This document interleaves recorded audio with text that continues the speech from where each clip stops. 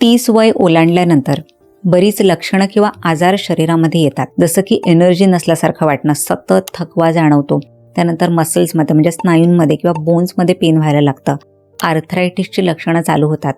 त्यानंतर खूप महिलांना थायरॉईडचे विकार होतात किंवा हॉर्मोनल इम्बॅलन्सचे इश्यू होतात. त्यासोबतच मोठे आजार जसं हृदयविकार किंवा हायपरटेन्शन, डायबिटीज असे आजारही हळूहळू शरीरामध्ये यायला लागतात. तर अशा वेळेला आपलं डाएट म्हणजे आपल्या आहारामध्ये काही काही गोष्टी समाविष्ट करणं खूप गरजेचं आहे. कारण जर आपलं डाएट व्यवस्थित असेल किंवा आपलं न्यूट्रिशन व्यवस्थित असेल तर बरीच लक्षणं किंवा आजार आपण कमी करू शकतो. म्हणूनच जर तुम्हाला सुद्धा जाणून घ्यायचं असेल की कुठल्या कुठल्या अशा गोष्टी आहेत ज्या तुम्ही स्पेशली 30 नंतर तुमच्या आहारामध्ये ॲड केल्या पाहिजेत, तर हा व्हिडिओ संपूर्णपणे नक्की बघा. माझं नाव आहे डॉक्टर स्मिता भोईर पाटील. मी एक होलिस्टिक डॉक्टर आणि न्यूट्रिशनिस्ट आहे आणि मी PhD क्लिनिक पुणेची फाउंडर आहे. सो बघा, आपला जो आहार असतो आपण खूप काही त्याच्यामध्ये चेंजेस करत नाही. आपण अगदी वर्षानुवर्ष एकच गोष्टी खात असतो किंवा काही काही ठराविकच गोष्टी असतात त्याच आपल्या आहारामध्ये खूप वर्षानुवर्ष असतात. त्यामुळे काय होतं, आपल्याला काही पोषक घटकांची कमतरता होते आणि म्हणूनच बॉडी काही लक्षणं दाखवायला लागते. सो हे असे काही अन्नपदार्थ मी तुम्हाला सांगणार आहे, ते जर तुम्ही घेतले तर तुम्हाला आयर्न, कॅल्शियम, मॅग्नेशियम हे खूप काही इम्पॉर्टंट मिनरल्स किंवा पोषक घटकं आहेत ती तुम्हाला ह्या आहारातून मिळून जातील. तर सर्वात पहिलं जे आहे ते म्हणजे फ्लॅक्स सीड्स, याला जवस असंही म्हणतात.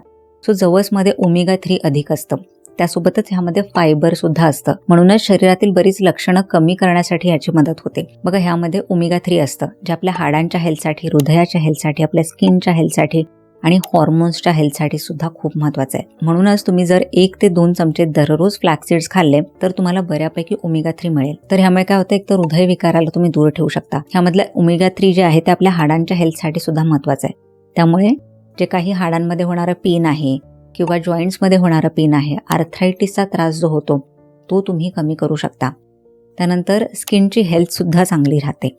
म्हणूनच ओमेगा 3 नियमितपणे घ्यायला पाहिजे. त्यासोबतच बघा, यामध्ये फायबर असतात. फायबरमुळे काय होतं, पोट साफ राहतं आणि इव्हन वजनसुद्धा नियंत्रणात राहतं.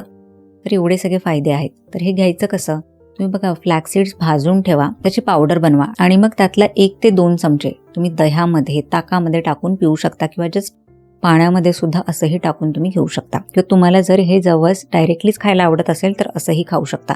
तर अशा वेगळ्या वेगळ्या प्रकारे तुम्ही जवस घ्या, पण नेहमी लक्षात ठेवा की हे घेण्याच्या आधी तुम्हाला थोडंसं भाजणं गरजेचं आहे. त्यानंतर दुसरा जो पदार्थ आहे, खूप जणांना ह्याबद्दल माहिती नाहीये, पण ह्यामध्ये खूप पोषक घटकं आहेत. ह्याला ऑलिव्ह असंही म्हणतात. ऑलिव्हच्या बिया किंवा हलीम सीड्स असं म्हणतात. इंग्रजीमध्ये ह्याला गार्डन क्रॅस सीड्स म्हणतात.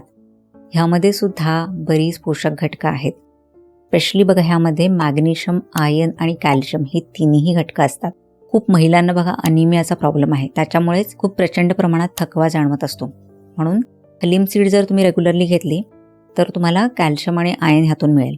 त्यासोबतच ह्यामध्ये मॅग्नेशियम पण असतं. मॅग्नेशियम जास्त करून आपल्याला अन्नपदार्थातून मिळत नाही, म्हणूनच बऱ्याच नट सीड्स आहेत त्या तुम्ही रेग्युलरली घ्यायला पाहिजेत. सो मॅग्नेशियम हे सुद्धा हाडांच्या हेल्थसाठी गरजेचं असतं, हॉर्मोन्सच्या हेल्थसाठी गरजेचं असतं आणि इव्हन आपल्या मेंटल हेल्थसाठी सुद्धा गरजेचं असतं. म्हणूनच हलीम सीड्स किंवा ऑलिव्हच्या ज्या काही बिया आहेत ह्या तुम्हाला ऑनलाईन कुठेही मिळून जातील.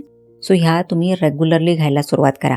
सो ह्या कशा घ्यायच्या आहेत, तर ह्या सुद्धा 1 ते 2 चमचे तुम्ही रेग्युलरली घेऊ शकता. सो ह्या सुद्धा तुम्ही भाजून घेऊ शकता किंवा भिजवून घेऊ शकता. म्हणजे थोड्याशा पाण्यामध्ये तुम्ही 1 ते 2 चमचे हलीम सीड्स टाकायचे आहेत, त्या तुम्ही रात्रभर भिजवा आणि दुसऱ्या दिवशी घेऊ शकता. किंवा भाजलेल्या ज्या काही ह्या बिया आहेत त्या तुम्ही स्मूदीमध्ये टाकू शकता किंवा दह्यामध्ये टाकू शकता. सो अशा वेगळ्या वेगळ्या प्रकारे तुम्ही ह्या बिया घेऊ शकता. त्यानंतर तिसरा जो पदार्थ आहे ते म्हणजे नाचणी. सो आपण रेग्युलरली चपाती खात असतो, म्हणजे गव्हाची पोळी जी आहे ती खात असतो, पण त्यातून एवढी काही पोषक घटकं आपल्याला मिळत नाही. पण गव्हाच्या पोळीऐवजी जर तुम्ही नाचणीची भाकरी खाल्ली तर ह्यातून सुद्धा बरीच पोषक घटकं मिळतील. स्पेशली ह्यामध्ये आयर्न आणि कॅल्शियम भरपूर असतं. तुम्ही पाहिलं असेल, लहान मुलांना सुद्धा नाचणी सत्व दिलं जातं. ह्याचं कारणच आहे की लहान मुलांना त्यांची ग्रोथ होण्यासाठी आयर्न, कॅल्शियम खूप महत्त्वाचं असतं. तसंच ओल्ड एजमध्ये सुद्धा, म्हणजे जसं जसं आपलं वय होतं 30 नंतर आपल्या शरीराला आयर्न, कॅल्शियमची खूप गरज असते. म्हणून तुम्ही रेग्युलरली जी आहे ती नाचणीची भाकरी खाऊ शकता. नाचणी घेण्याचा अजून एक फायदा जो आहे तो म्हणजे ह्यामध्ये फायबर्स असतात. फायबर असल्यामुळे ब्लड शुगर पटकन वाढत नाही. खूप जणांना चपाती खाल्ल्यावर ब्लड शुगर वाढते, पण तेच नाचणीच्या बाबतीत होत नाही. म्हणून तुम्ही नाचणी रेग्युलरली घेतली तर त्याचे बरेच फायदे आहेत. म्हणजे तुम्हाला आयर्न, कॅल्शियम सुद्धा मिळेल त्यातले फायबर आहेत ते सुद्धा मिळते.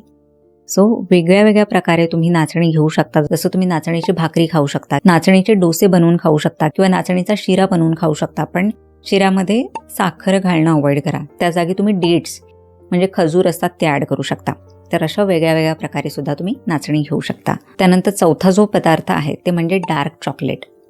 सो डार्क चॉकलेट ज्याच्यामध्ये 70% पेक्षा जास्त कोकोआ म्हणजे चॉकलेट असलं पाहिजे. सो जेव्हा आपण हे डार्क चॉकलेट घेतो त्यामध्ये अँटीऑक्सिडंट्स असतात आणि मॅग्नेशियम भरपूर असतं. अँटीऑक्सिडंट्स आपल्याला 30 नंतर खूप महत्त्वाचे आहेत. कारण बघा आपल्या शरीरामध्ये बरेच सेल्स जे आहेत ते डॅमेज होत असतात. आपल्या मेंदूची पॉवर हळूहळू कमी होत असते. आपल्याला सतत विसर पडत असतो. त्यानंतर सायन्स ऑफ एजिंग दिसायला लागतात. केस खूप लवकर पांढरे व्हायला लागतात. सो अशी बरीच लक्षणं दिसतात आणि त्यासाठीच आपल्याला अँटीऑक्सिडंट्स घेणं गरजेचं आहे. सो जेव्हा तुम्ही अँटीऑक्सिडंट्स घेता तेव्हा मेंदूची हेल्थ व्यवस्थित राहते, ब्लड शुगर नियंत्रणात राहतं, त्यानंतर त्वचा जी आहे ती ग्लो करते. तर असे बरेच फायदे होतात. म्हणूनच तुम्ही डार्क चॉकलेटसुद्धा घेऊ शकता. तर दररोज किती घ्यायचं? सो 10 ते 20 ग्रॅम म्हणजे एक छोटासा तुकडा जरी तुम्ही डार्क चॉकलेटचा घेतला तरी सुद्धा तुमच्यासाठी तो फायदेदायक असणार आहे. तर ॲटलिस्ट ह्या 4 गोष्टी तुम्ही तुमच्या डाएटमध्ये ॲड करायला सुरुवात करा आणि तुम्हाला लगेच काही फरक तुमच्या शरीरामध्ये नक्की दिसतील. So thank you for watching this video. हा व्हिडिओ जर तुम्हाला इन्फॉर्मेटिव्ह वाटला असेल तर ह्या व्हिडिओला लाईक करा, तुमच्या फ्रेंड्स फॅमिली मेंबर्ससोबत शेअरसुद्धा करा आणि पहिल्यांदाच माझा व्हिडिओ पाहत असाल तर माझ्या चॅनलला सबस्क्राईबसुद्धा करा. सो हेल्दी खा, हेल्दी राहा आणि स्वतःची काळजी घ्या. बाय.